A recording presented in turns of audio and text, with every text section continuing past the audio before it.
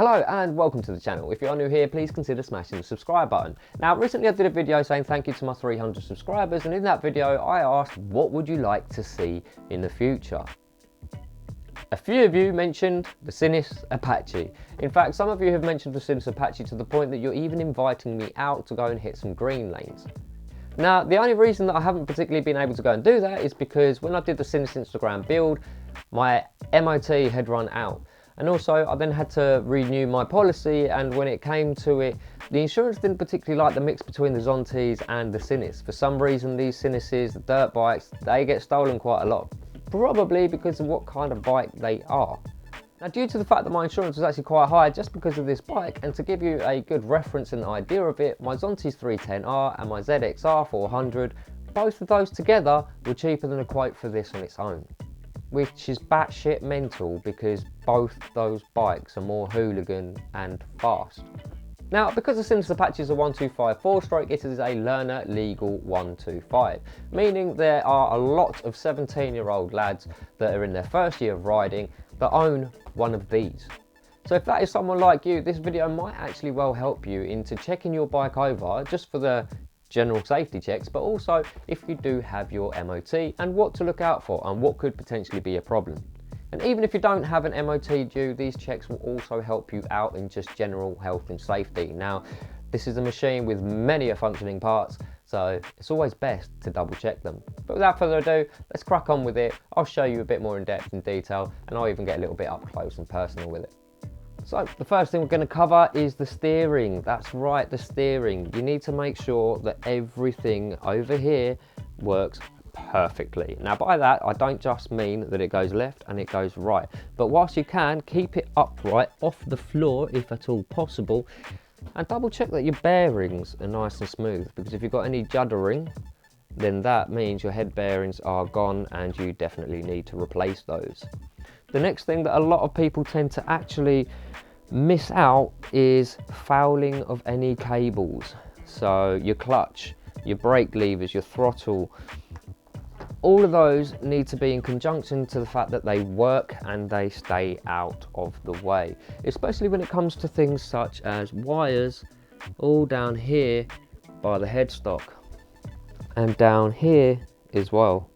Another important thing to note is, especially with single cylinders, things can vibrate loose, and that also includes, if you've got bar risers or anything of cheap Chinese, in all fairness, the bolts here into your handlebars and down there as well. So double check all the bolts that you can when going over your bike, even down to here, even on your triple clamps. The more you check, the more likely it is you'll spot something that might not work for the m.o.t.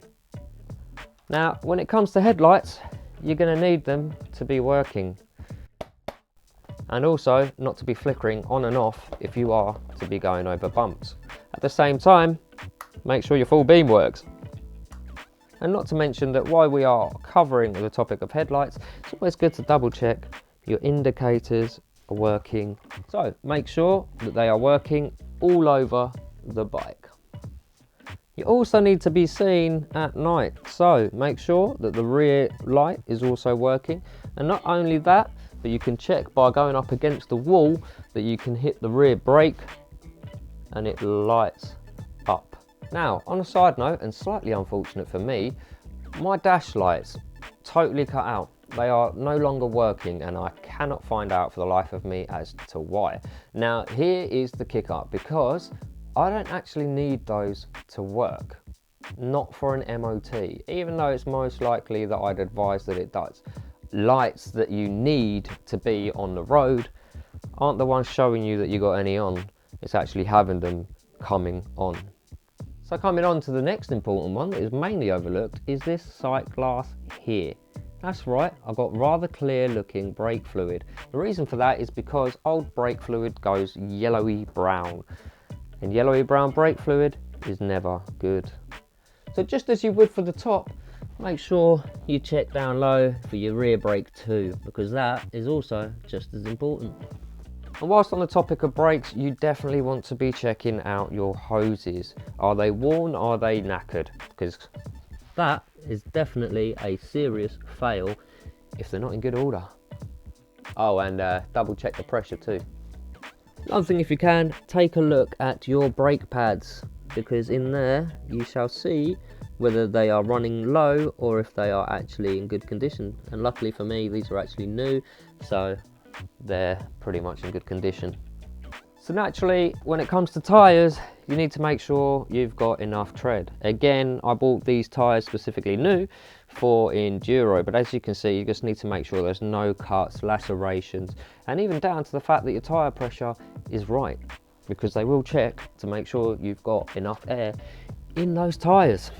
And my front one looks like it might need a little bit of air into it, but that's because it's been sat here for quite a while. So one of the things with upside down forks are the stanchions. Make sure the fork seals aren't leaking and double check on all of them.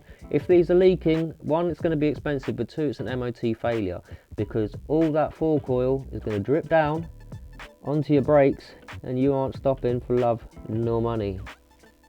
And of course, if you can, make sure the up and down motion is nice and right. You'll know what feels horrible, because it just won't feel nice riding a bike with knackered front suspension. And again, for the rear, it's a bit tight here on a Sinus Apache, but down here, make sure again you're not leaking fluids anywhere either. You can bounce up and down on the bike and just see what it's like. If it drops down too easily, that's not good. If it doesn't come back up fast enough, and you'll know what that looks like and feels like, again, it won't feel great when you're riding the bike, and you'll know that that could be a possible MOT failure. The next one actually is your chain. Make sure that you don't have any seized links, and by that they get crooked and they stay crooked, they don't come back up. And it's a very good practice to make sure that you well lubricate and oil your chain. Just make sure you avoid that rear disc over there. So another thing that you probably might mention is, well, your chain tension looks rather slack, don't? Well, the answer for that is this bike is an off-road enduro bike. So if I had the road Supermoto wheels, they would probably tell me that it needs tensioning. I might get an advisory on this one, but because I do have off-road wheels and the bike is set up for enduro, it's more than likely I'll probably just get an advisory. But there is a reason that my chain is a lot more slack, and that is I do a lot more squatting with my suspension than I normally would if I was on the road. So as you can see, my bodywork isn't necessarily immaculate. In fact, this bike is definitely scuffed all over, which is great because it lets me show you that you don't need a bike to be in immaculate mint condition to pass an MOT, but what you do definitely need is a machine that is safe. So when it comes to the bodywork, just make sure everything is tight and firm. It's not going to fall off. Now, with this bike, I do drop it quite a lot, and I am forever taking it off just to fix something, to get into the air boxes, all that kind of stuff. So some parts are indeed held on with a cable tie, because that bracket there is 25 quid, and I'm not paying that for a tiny little bracket. If you do have mirrors, I advise having them on, but in an MOT, if they are not on the bike, all they will turn around and say is that they weren't there, so it's an advisory, because you can't MOT something that isn't on the bike. Turns out it's not actually a legal requirement, but I can tell you from experience, especially with riding this on the road, it's not a comfortable feeling to be riding and not necessarily knowing what is behind you. So I would probably recommend that you do put mirrors onto it, but for me, I do enduro with it, so they're one of the first things that just get absolutely buggered. So just no point in me having them. Now, some bikes actually come with a sight glass. Now, the good thing about that is you can see your oil levels. You can also see roughly the condition of what your oil is in as well. I'll see a few scuff marks all over mine. However, make sure you are in the right oil levels, because that is obviously keeping your bike nice and healthy. That is engine blood. So the other thing that it comes down to, of course, is your number plate. Now, your number plate needs to be the right legal size if you want to pass your MOT. Anything smaller, they might actually pick up on it, flag you, and they're not going to pass the MOT, because it is a legal requirement to have a number plate that is the right regulated plate size. Another thing that the MOT station are going to want to check is actually that your VIN number is visible, and that is because they need to type that in order to actually put it through the system. Make sure your fuel lines are all well connected and that nothing is getting snagged in there with your engine. Now if you have a water-cooled motorcycle, then double check your fluids, and also make sure there's no oil in the top of it, because you don't want a blown head gasket. But the main point is double check all fluid levels on the motorcycle. Now with weight savings, one of the things a lot of people do is take off the rear pegs. Please keep hold of them because this is classed as a two-seater, and on your paperwork and your V5 it will tell you that it is a two-seater, and if you do not have those rear pegs, it's a fail.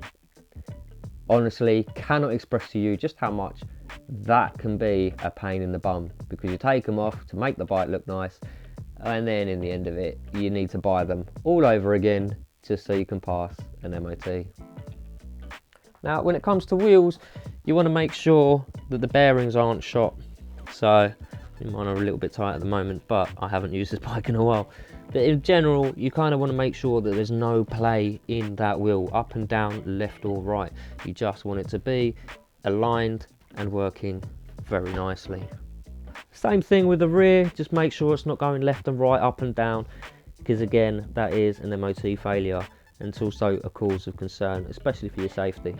So another thing that I recommend, as you can see, I have changed the colour of this motorcycle many a times. Now as a result of that, you have to notify your V5s. You have to change it on the V5s, which for me, I haven't done just as of yet. So until I change it on the V5, I believe it's the blue section of the V5, to notify the colour change, and then also don't forget to tell your insurance. So that's the kind of stuff that I'd recommend checking over with your motorcycle before you have an MOT. And hopefully you actually found that quite helpful.